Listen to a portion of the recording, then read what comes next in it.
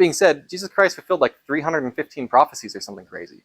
And most of them were not things that you could do on purpose. Like, one of the prophecies he fulfilled was riding into Jerusalem on a donkey. He did that on purpose. But he also fulfilled the prophecy of being born in Bethlehem, being born of the line of David, and coming to Israel out of Egypt. All three things that he did before he was old enough to walk.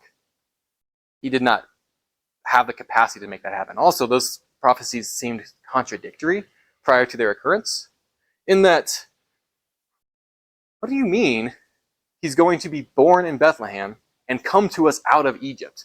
You can't do both. Well, you can when you're born for a census and then immediately flee to Egypt, which I don't think anyone knew how that prophecy was going to be fulfilled except God until it was fulfilled. So I think there's plenty of room there, but I'm not your expert if you want to learn more about prophecy. You're going to have to do that one yourself.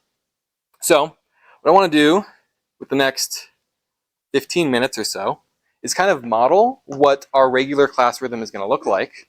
And I'm going to do that by presenting one of the most famous apologetical arguments for the existence of God in modern times. Anyone here have any background in apologetics? A little bit? Any guesses? What's the most famous argument for the existence of God in the 21st century so far?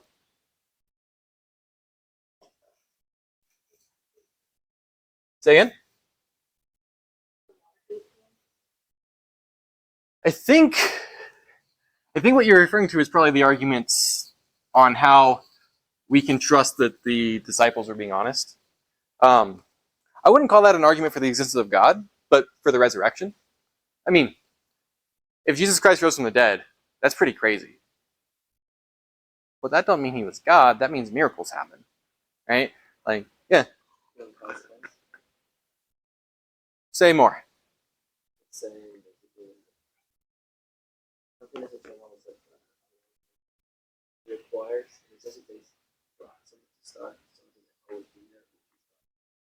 Okay, so it sounds like the way you're articulating it is one of who did this?